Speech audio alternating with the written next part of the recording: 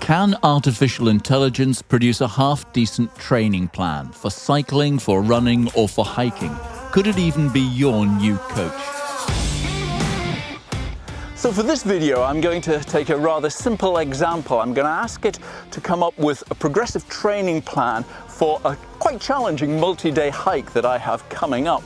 And I'm going to ask it to factor in some rehabilitation time for an old knee injury that I've got going on. Then I'm going to take the training plan it produces, and for evaluation, I'm going to show it to my friend who coaches cyclists, runners, and long-distance walkers. It's going to replace buying a book that's got a training program in it, because you can just go, okay, I need a marathon training program, 12 weeks. And I think ChatGPT shows it can do that to a certain extent. We'll explore what's lacking and whether that's down to me or the plan.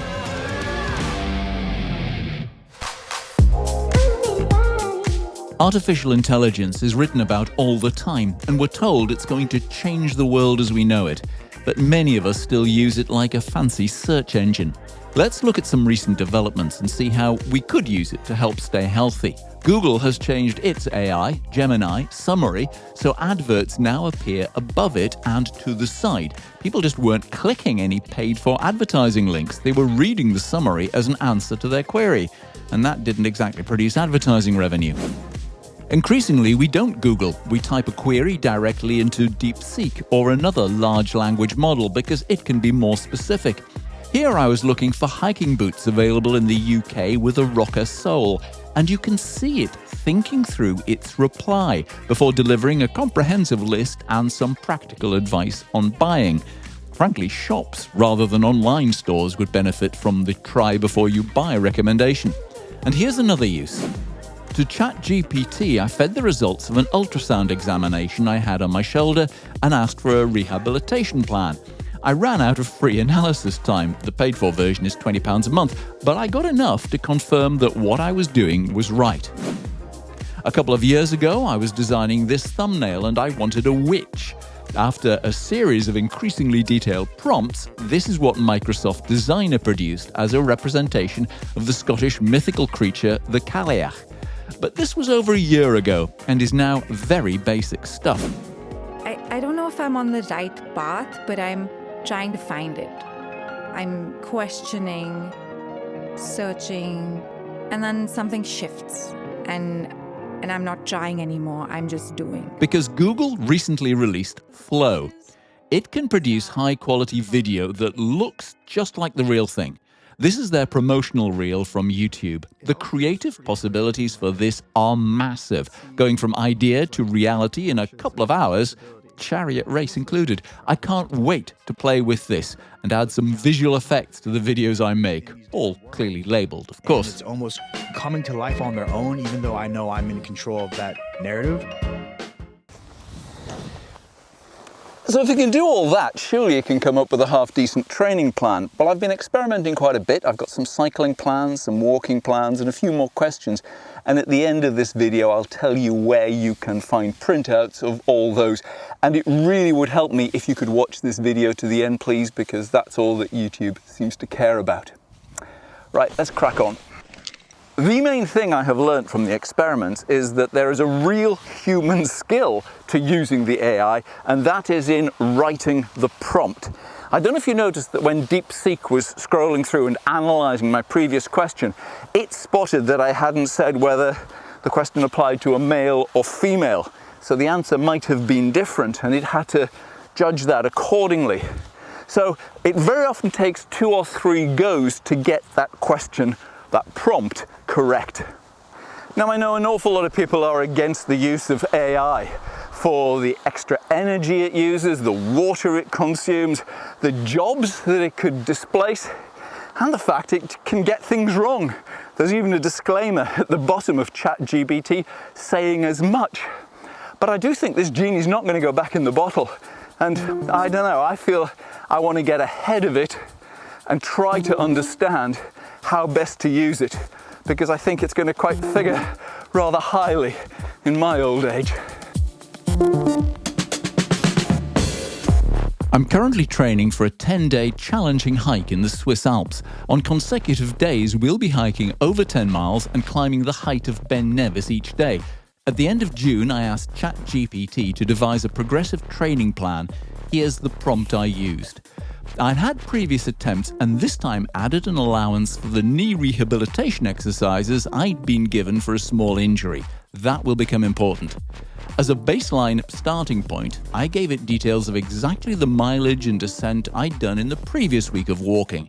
Then I gave it the goal, the weekly mileage and ascent from the route itinerary. I asked for a progressive training plan for a man of my age living where I live. Then, as a complication, I added our weekly park run type event, which I'm walking but is great fun.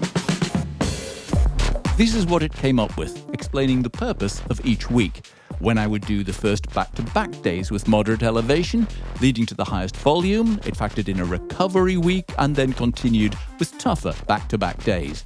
A simulated alpine challenge week, ending with taper and travel. Truth is, I was rather impressed with that training plan and I've been sticking to it quite closely, as well as getting some professional help for that ongoing knee issue, which is recovering now. I've had some gait analysis and I've made a video on that, and that will be coming soon. But let's just stick with the training plan. Let's find out what my friend the coach thinks. As well as being a heck of a runner and cyclist, he won GB Duro, Donny Campbell is a very good coach and a friend, the person I turn to for advice. We did video 9 in this series together.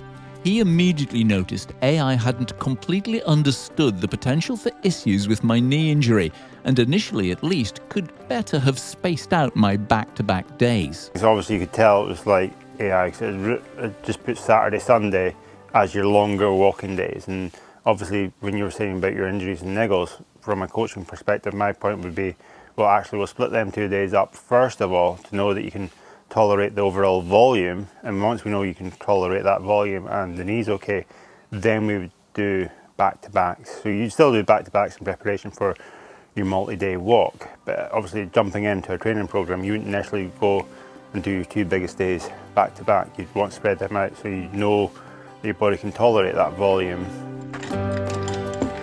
But there was no individuality, which is the main thing. So everyone adapts slightly different to training stimulus, and obviously if you've been fitter previously, then you're going to adapt quicker because your body's got like a learnt response. So could it replace a coach? I don't think AI could ever replace a coach, even though Strava is trying to do that with its AI algorithms, but You know what they're like. yeah, they favour like killing yourself every day and saying, yeah, great session.